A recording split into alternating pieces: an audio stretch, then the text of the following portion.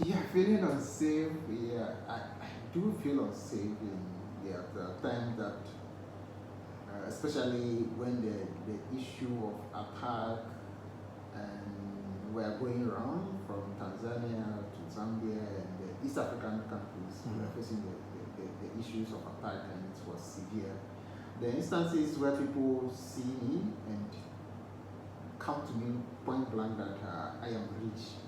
And when I ask also, they say they are killing and selling you guys, so you can cut off your hand and sell. So those interactions kind of make me feel unsafe.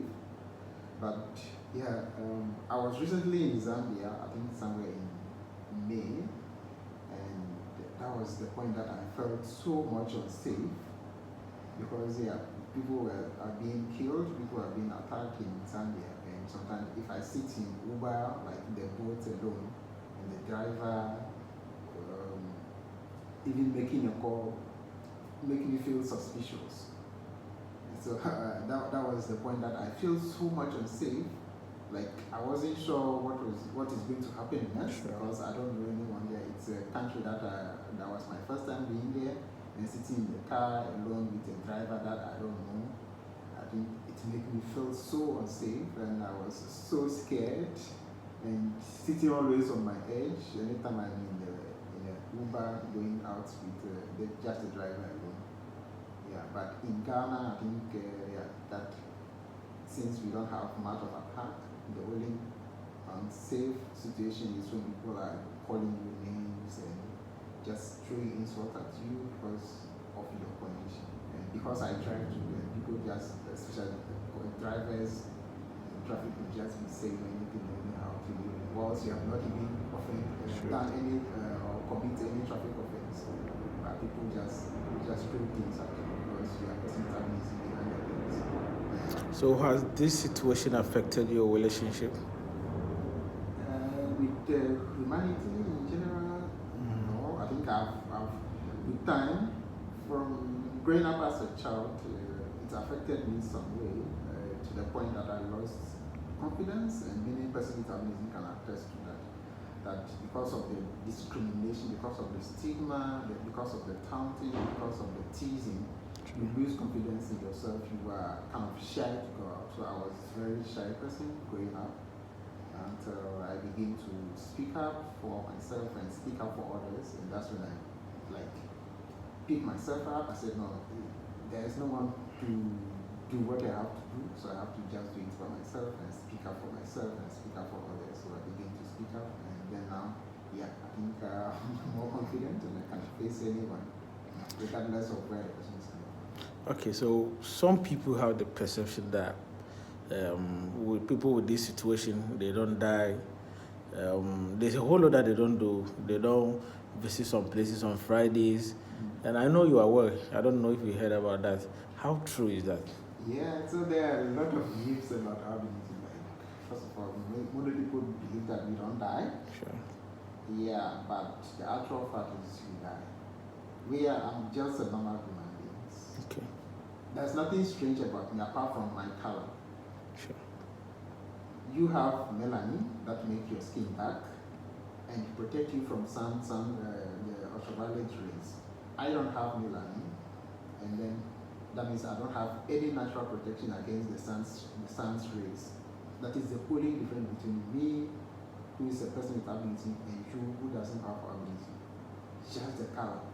There's nothing else. And even if you look at me critically, you can see that there are traces of color on my face, and you can find that on many persons with albinism having the coloration, because that is our natural color, but we don't have enough of that in our system. That's why we don't kind of produce a lot of it.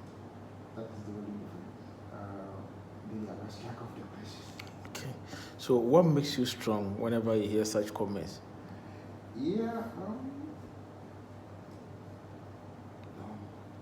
I lost the question completely. Like, I mean, when people go like, you don't die, you don't do this, you feel so bad. So what makes you strong in such situations? Yeah, so thank you for bringing back to the question. Yeah. So it's about the beliefs. Yeah, sure. Normally say because we don't die. Sure. But I think the reason why many people say person with albinism don't die is because they don't see many of us, maybe our posters Sure. on the walls, or being invited to a funeral of a person with albinism. But the major reason is many of us die through natural deaths, but probably we die a death that maybe your body cannot be exposed to the public. Okay. Why? Because we die from what we call skin cancer. Because we don't have the natural protection, the melanin, to protect our skin from the sun. When we are in the sun, we get sunburn. And when we get sunburn, the skin get to the extent that it develops lesions or skin cancer. So those skin cancer cells develop to the extent that they become tumors, very big. You have people with their eyes very big of this nature, the eye alone. And then if the person is not being able to be treated, that person dies with that kind of sore on the head, on the eye. You think a family will be able to expose that person to the public? They won't do that. So they bury that person secretly without anyone knowing it. And then you, who is in the community with that person for a number of years, you don't see that person again. And then what do you think? Oh, this person just vanished. So this is where that myth comes from. Because people die from diseases that their dead bodies cannot be exposed to the public. And the other part of that myth is when people are killed and the rest of the body are buried in like just thrown away or buried in a slow grave, and so you say that these people just vanish. There are so many of that deaths. We have about 800 plus deaths where people with albinism are killed and the rest of the body are buried.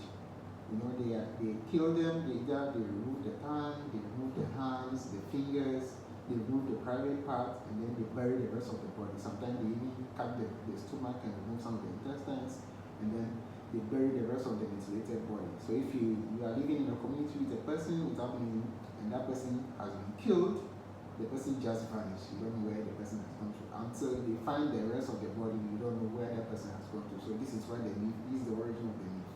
People are killing people with albinism and then to hide that crime, they say, well, they just vanish. So it's just something to just hide the crime that people are committing. And the other part is they are dying because they are being infected by skin cancer because of sun exposure.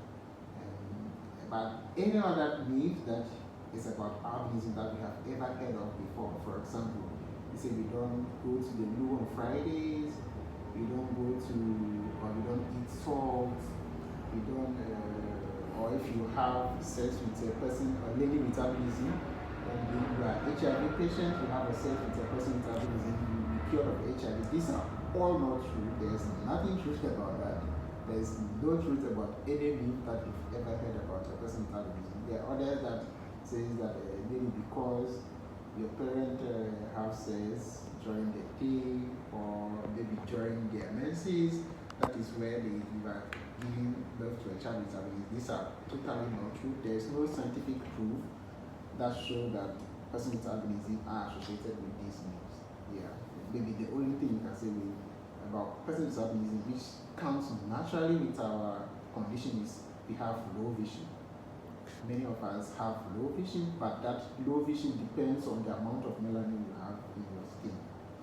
So you can see many people they look closer to their phone. Some are not able to even read. They have to make things larger for them to be able to read. Many of us also use lenses to be able to enhance your vision, but I don't use lenses. I'm able to drive. I do normal thing that anyone can do.